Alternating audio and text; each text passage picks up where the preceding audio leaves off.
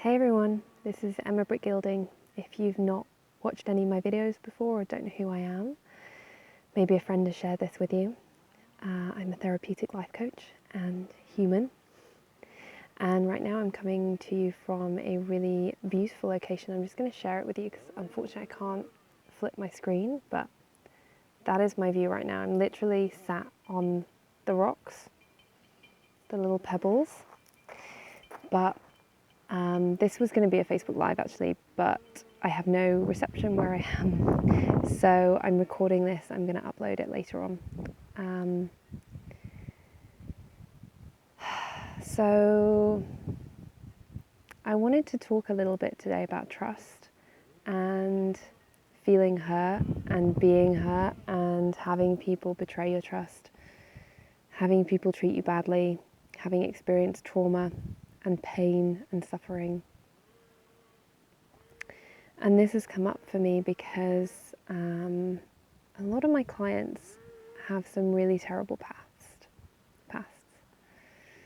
And maybe you're resonating with that as well. Maybe you've had some trauma, not a lot, but for whatever reason it's making it difficult for you to trust again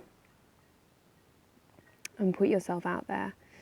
And I've been thinking about how best to help one specific client, because this is a really big thing for her, and the more she thinks about relationships, the more she thinks about friendships, the more she shuts down. And what's come up for me, I sort of took this to my meditation, I took this to God. I asked for guidance from my intuition, from my higher self, whatever it is that you want to call it, whatever feels good for you. And I read A Course of Love, and I read A Course in Miracles, and what I was reminded of is that it really doesn't matter what your path, what your past, what's happened. The answer is always love. The answer is always choosing love over fear, every single time, in every single moment, in every single situation, no matter how many times you've been knocked down, to opening yourself back up to love, to opening yourself back up to seeing through the eyes of compassion, seeing through the eyes of love. And that there is no order of difficulty in miracles, as A Course in Miracles states. So just because one person's had seemingly more trauma than another or experienced more pain than another doesn't make it any harder for them, in a spiritual sense, to heal from that than somebody who's had a little bit of trauma, a little bit of pain. That in the end, all pain is pain. And when we remove that, all we have is love. So for me, I was buying into this story that she'd had more pain than others. And it was more difficult for her to overcome that than for, say, me to have overcome my traumas. And what I recognized is that in any moment we have a choice, and it's easier than we think to choose love in a moment.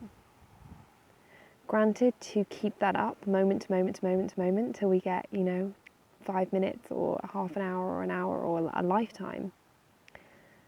Yeah, that takes dedication. But if we just start with thinking, in this moment, can I see this person with compassion? Can I see this person with love? Can I see myself with love? Can I see myself with compassion? Just for this moment, for 1 second, can I allow myself that grace? And that's when the miracle happens. When we begin to see through the eyes of love, when we give ourselves that moment of grace. And that's when the healing happens. And for me, I've had this happen time and time again. And for my clients, when they realize it's possible, once you've done it once, you can do it again. And a lot of people ask me, well, how do I be compassionate? How do I see with love when someone is still wronging me? You know, if I let them in, they're going to hurt me again. How do I keep my boundaries and still see them with love? And it's interesting because I've had somebody in my life like that, and whilst I feel like I've forgiven them for what's happened in the past, they are still that person, and whilst they're not wronging me anymore because I've removed myself from that situation, they're still behaving like that to a lot of other people, doing wrong things, doing bad things, behaving in such a way that comes from a really deep-seated place of fear, but hurts a lot of people. And what I've recognized in myself is that we still have to hold our boundaries. We still have to be able to remove ourselves lovingly from the situation if we have to. And if we can't, if those people are in our lives and we can't get away from them, maybe we work with them, maybe they're in our circle of friends, maybe it's a family member, we can still remove ourselves kind of in the moment, or we can come to a place of love in the moment. So in the moment that we're being faced with whatever it is, with the abuse, with the shouting, if we can't physically take ourselves away from that situation in that moment, we can take a deep breath and send love to ourselves. Send love to ourselves and send love to that person, because that's what they need, that's what they're craving.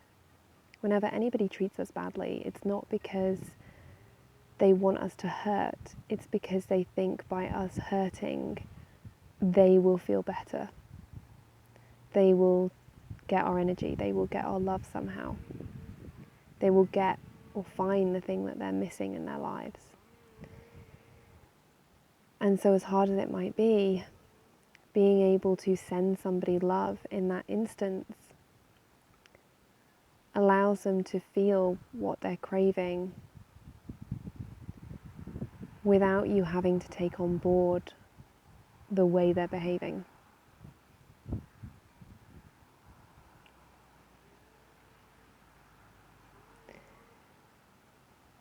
I appreciate this is a big thing.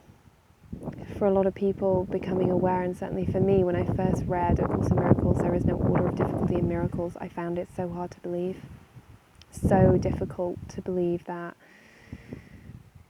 anything that was painful, there was no order. And anything that I wanted, there was no hierarchy. There was no like, this is easy to get and this is going to be really hard to get. Or this is going to be really easy to heal from and this is going to be a lot harder to heal from because it's a more deep wound. It's a more solid pain. And just being open, like, wouldn't it be nice if there was no order? Let me ask you that. Wouldn't it be nice if it was really as simple as choosing in a moment love over fear? Would you like that? Because if you would, I encourage you, or I invite you to suspend your judgment for a moment and try it out and see what happens. I would love to open a discussion on this. If you feel called to, please do comment below or send me a message. If you're feeling like you'd like to work in this way and you'd like to be able to be in a state of love more often and feel more peaceful and more love and more joy and more contentment, then I'm opening some spots for one-to-one work. So you can send me a message or check out emmabrook.net for more info on that. I would love to hear from you if you feel called, if you feel like you're ready to turn away from fear and pain and turn to what's up. So I'm going to leave you with a beautiful view for a second. Breathe it in. I'm sending you so much love, so much peacefulness from this beautiful part of Wales. And I look forward to hearing from you soon. Take care.